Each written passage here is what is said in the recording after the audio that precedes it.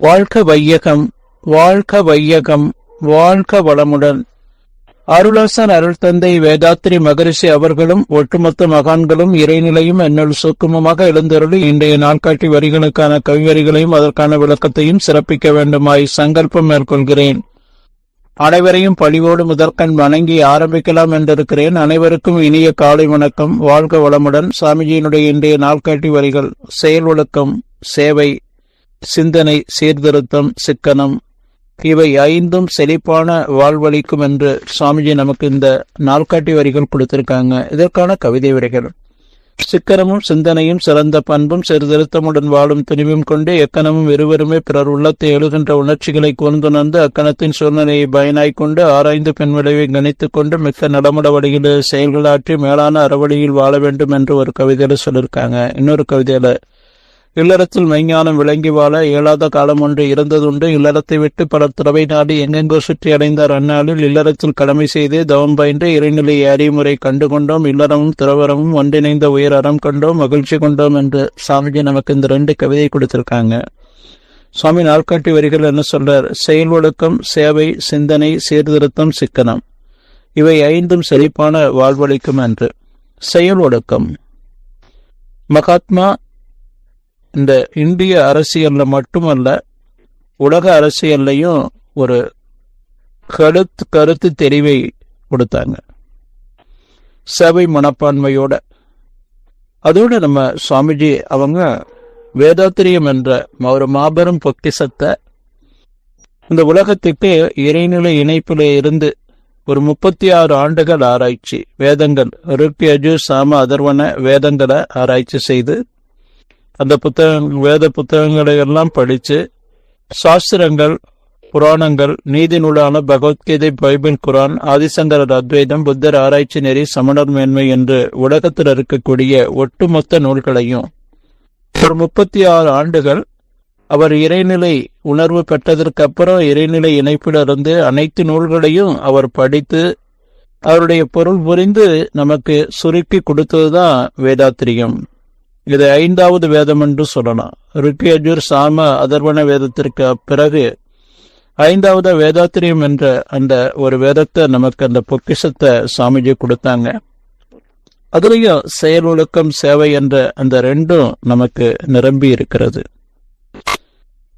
இந்த ஒவ்வொரு மைக்ரோ செகண்டும் ஒவ்வொரு தனி மனிதனும் நம்ம ஒழுக்கம், கடமை, ஈகை என்ற 3 இருக்கு.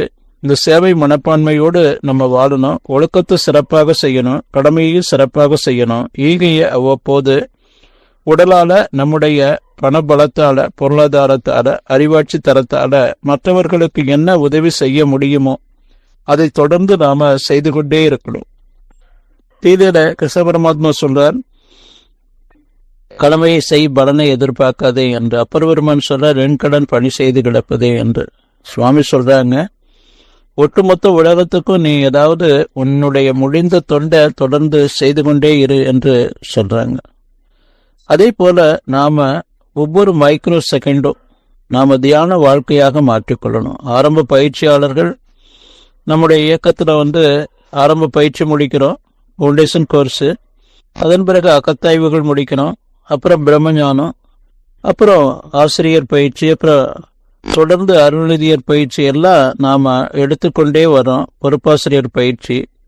அப்போ அந்த நிலை முடித்த அனைவருமே இந்த உலகத்துல அந்த இறைநிலை இணைப்போடு தலைவுச்சி சுத்தவெளி பேரியக்க மண்டல இணைப்போடு நாம நம்முடைய புருவ மத்தியையும் நம்முடைய உடலை நேராகவும் தளர்வாகவும் வைத்துக்கொண்டு வாழக்கூடிய அந்த தெய்வீக நிலையில நம்ம வாழும்போது மட்டும்தான் நம்ம அந்த இறைநிலைய பூரணத்துவத்தை நாம் எப்பவுமே நம்ம உணர்ந்து வாழ முடியும். அதே போல சீர்திருத்தம், சடங்கு சம்பிரதாயங்கள் என்று எண்ணற்ற சடங்கு சம்பிரதாயங்கள் இருந்து கொண்டே இருக்கு. நாம வாழ்ந்து கொண்டு இருக்கக்கூடிய இந்த சூழல்ல பழக்க வழி வாழ்ந்து கொண்டு இருக்கிறோம். நாம நம்முடைய விளக்கங்களுக்கு மாறணும், முழுமை பெறணும். ஒரு உதாரணம், ஒரு தங்க வேலை செய்யக்கூடிய பொற்கொள்ளர், அவர் குடும்பத்துல 4 பையனுங்க, கடைசி பையன். அந்த 3 பையனா அவங்க தந்தையும் தொழில் செய்வாங்க. அந்த சின்ன பையனுக்கு படிப்பு வரல, அவனை அந்த வீட்டு பராமரிப்புல ஈடுபடுத்திட்டாங்க. அவன் வீட்டு பராமரிப்பே செய்துட்டு வர்றான். ஒரு அன்பர் அவங்க குடும்பம் அந்த வசதி வாய்ப்பெல்லாம் பார்த்து தன்னுடைய பெண்ணை அந்த கடைசி பையனுக்கு கொடுக்குறாங்க. அந்த கடைசி பையன் என்ன செஞ்சிட்டு இருக்கான் அப்படின்னு சொன்னா, ஒவ்வொரு பண்டிகையும் 365 நாள்ல வரக்கூடிய அத்தனை பண்டிகைகளையும் சிறப்பாக எப்படி செய்யறதுங்கிறத மட்டுமே கத்து வச்சிருக்கிறான். மற்றபடி அவங்க தொழில போக்குவரத்து எதுவுமே கத்துக்கல. ஒரு சூழ்நிலையில கல்யாணம் ஆகி பிரிச்சிடுறாரு அவங்க தந்தை. அப்போ இவனுக்குன்னு கொடுத்த பாகத்தை கொடுக்குறாங்க. அப்போ தன்னுடைய மகள் என்பதற்காக ஒரு பாகத்தை கொடுக்குறாங்க. எல்லாத்தையுமே இந்த சீர்திருத்தம் இல்லாததுனால, சிக்கனம் இல்லாததுனால எல்லாத்தையும் இழந்து நிற்கிறான். ஒரு 3 ஆண்டுகள்ல ஒரு ஆண் குழந்தை பிறந்து. இப்போ அந்த சூழ்நிலையை பார்க்கும்போது அவளுடைய வாழ்க்கை என்பது கேள்விக்குறியா மாறுது. இதை நாம புரிந்து கொண்டு நாம செயல் ஒழுக்கத்தோடு, சேவை மனப்பான்மையோடு சிந்தனை செய்து சீர்திருத்தம், சிக்கனம் இவை கடைபிடித்து வாழணுங்க. நன்றியோடு நிறைவு செய்து கொண்ட இன்றைய சிந்தனையை வாழ்க வளமுடன், வாழ்க வளமுடன், வாழ்க வளமுடன்.